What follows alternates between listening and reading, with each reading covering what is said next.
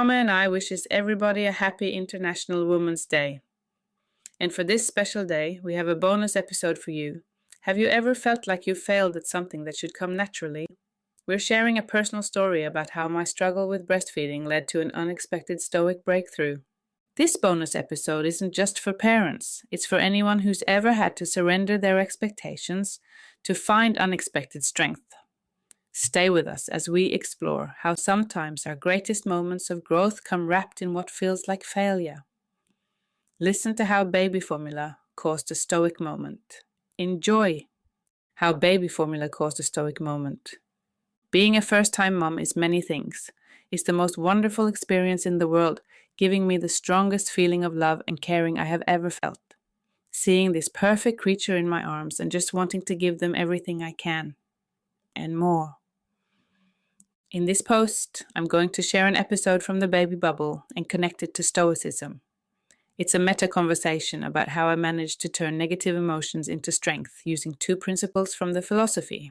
But first, let me describe what sent me on an emotional roller coaster before I managed to calm the troubled waters. They're not gaining enough weight. Breastfeeding my baby started off pretty easily after delivery. I was worried about breastfeeding after attending a course about it. Like a true Stoic, I love gathering all the information and practicing before I'm about to do something new. Hence, I thought this course would prepare me. That was before I understood that breastfeeding is a true science. Our instructor, who must be a professor on the topic, talked so easily and freely about breasts and milk and how the milk comes through the breasts and out of the nipple that my head started spinning, making a long lecture short. The trick is to get the milk from its deposits in the breast out using different techniques. Well, I came out of that course more confused and scared. What if I can't feed my baby? I was already thinking that baby formula was the lesser choice. Well, my baby knew what to do, and letting them go to town on my tits made the whole experience easy. They guided me, and only a few days after birth, we were breastfeeding and happy. For a while.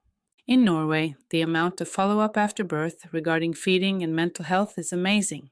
A day after we came home, this breastfeeding professor came to our house, called up on the sofa with me, arranging me and the pillows, giving my arms perfect support, and showed me how to breastfeed correctly. She gave me all the confidence I needed and made me so thankful. Feeling like a star for a few weeks, weight check after weight check showed that our baby wasn't gaining enough. If this doesn't turn around, we must start giving her extra, the doctor said. Come back next week. It's not easy to explain why this made me cry and feel real sadness. It was like learning I could not feed my baby. Me, the mother, the one who is supposed to manage these basic needs. Here is where my Stoic preparation started. Stoic stillness and preparation. Going out of the doctor's office, I felt the tears building. Kwame was going back to work and telling me this is doable. The most important thing is that the baby gets full. He was being very supportive, but I found myself struggling with my own emotions. And when this happens, I need stillness to get my feelings under control. Taking the baby for a walk, I had a little cry. I had my sunglasses on, passing people with tears running down my face. I was so into my own emotions that I couldn't care less who saw me in that state. I decided to feel all the feels. However, I also started fairly quickly to talk to myself about breastfeeding and baby formula, asking myself, why is this so important to you? If the goal is for the baby to gain weight, why not use all the tools in the toolbox? Slowly but surely, I used the walk to prepare myself for the next weight check. I made a clear and conscious decision that if we had to start with formula, I would be okay with it. I prepared myself to think about it as a task that I needed to solve, the most important task in my life right now.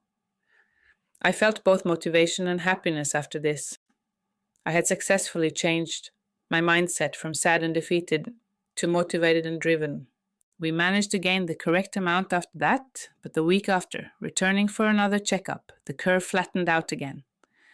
I was ready to start with the formula and haven't looked back since. Our baby eats much more and sleeps so much better.